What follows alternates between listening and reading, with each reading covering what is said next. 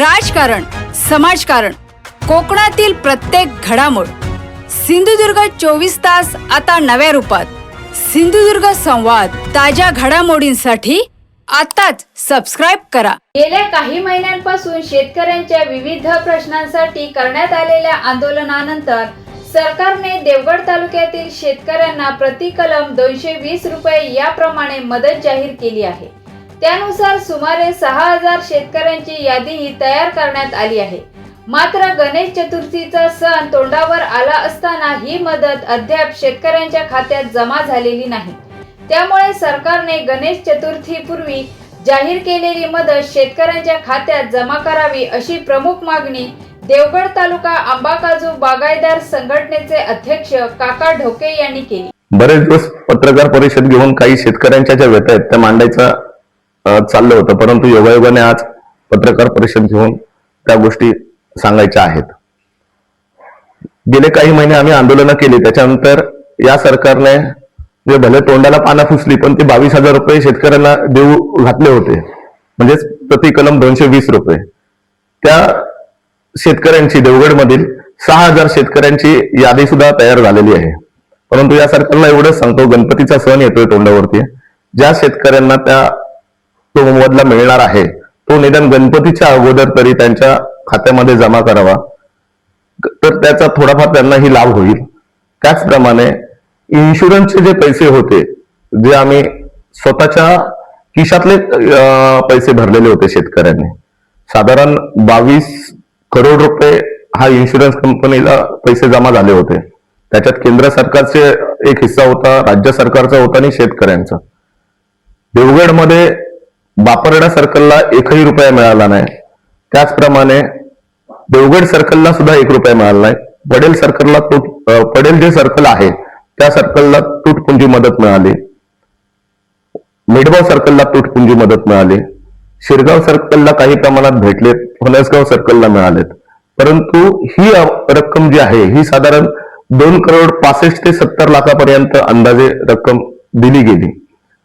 उरलेली जी साधारण 18 ते 19 करोड रुपये रक्कम आहे, जर आज शेतकरी आजारी पडलेला होता आणि त्याला खरंच आज मदतीची गरज होती, तर हे पैसे 18 ते 19 करोड वरचे कुठे गेलेत, कोण विचारणार याच्यासाठी?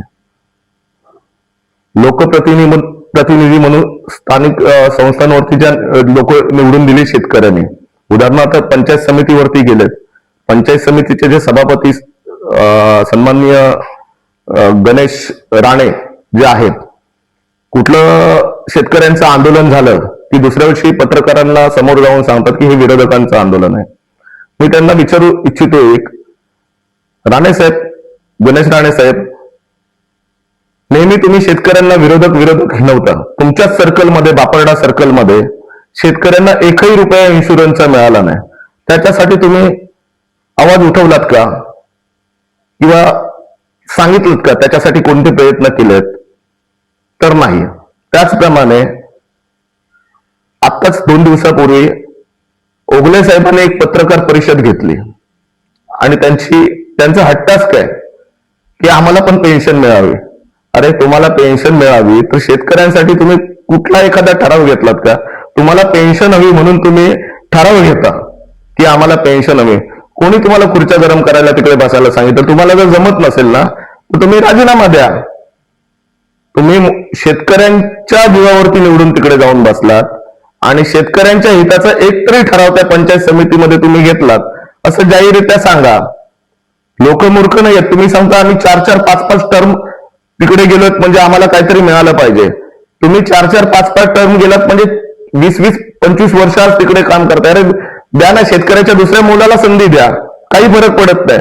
पण तुम्हाला जर पेन्शनच हवी असेल तर त्यासाठी आमचा ठामपणे तुम्हाला विरोध आहे. तुम्ही एवढं पहिलं सांगून द्या की शेतकऱ्यांसाठी तुम्ही कुठली एखादी योजना, किंवा आता जे शेतकऱ्यांना 220 रुपये सरकारकडून दिले त्यासाठी ओगले साहेब कधी तुम्ही एखादी प्रेस घेऊन सांगितलं काय ही तुटपुंजी मदत आम्हाला नको, याचा आम्ही जाहीर विरोध करतो, किंवा त्याचा पंचायत समितीमध्ये तुम्ही एखादा ठराव घेतला का निषेधाचा की हे आम्ही जे आम्हाला शेतकऱ्यांना आमच्या तुटपुंजी मदत दिली आहे त्याचा आम्ही जाहीर निषेध करतो म्हणून? परंतु तुम्हाला पेन्शनसाठी तुम्ही सगळेजण एकत्र येतात, पण या पेन्शन विषयामध्ये इतरही राजकीय पक्षाचे, मग ते उभाटा असून देत, काँग्रेस असून देत, भाजपा असून देत, तर शिंदे गट असू देत, कुठच्याही सदस्याचा तुम्हाला जर पाठिंबा असेल तर आंबा काजू बागायतदार संघटना याला जाहीर याचा निषेध करत आहे. आणि येत्या काळात जर तुम्हाला पेन्शनसाठी तुम्ही अजून जरी प्रेस घेऊन जर सांगितलात तरी येणारे ग्रामपंचायतची इलेक्शन्स असतील किंवा उद्या येणारा नगरपंचायतचं इलेक्शन असेल, आम्हाला राजकारणात इंटरेस्ट नाहीये शेतकऱ्यांना, परंतु तुमची स्टेटमेंट जर अशी राहत असतील तुमचे पेन्शन्स किंवा इतर या गोष्टींची, तर आम्ही नक्कीच विचार करतील, शेतकरी पण विचार करतील आणि सर्वसामान्य लोक पण विचार करतील तुम्हाला याच्यानंतर निवडून द्यायचं की नाही.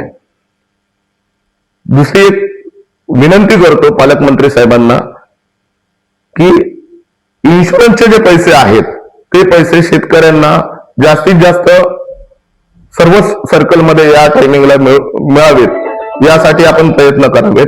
त्याचबरोबर तुम्ही कोणत्या सदस्यांना या खुर्चीवरती नेऊन बसवलाय याचा देखील आपण विचार करावा आणि योग्य ती समज या सदस्यांना द्यावीत. कारण अक्षरशः सदा ओगले सारखी माणसं शेतकऱ्यांच्या जखमेवरती मीठ चोळायचं काम करत आहेत आणि हे कुठेतरी त्या सगळे लोक ही तुमच्यामुळे त्या खुर्चीवरती बसले आहेत. त्यामुळे तुमच्याबद्दल लोकांमध्ये संभ्रमाचं वातावरण होत आहे. धन्यवाद. सिंधुदुर्ग 24 तास आता नव्या रूपात. सिंधुदुर्ग संवाद ताज्या घडामोडींसाठी आताच सबस्क्राईब करा.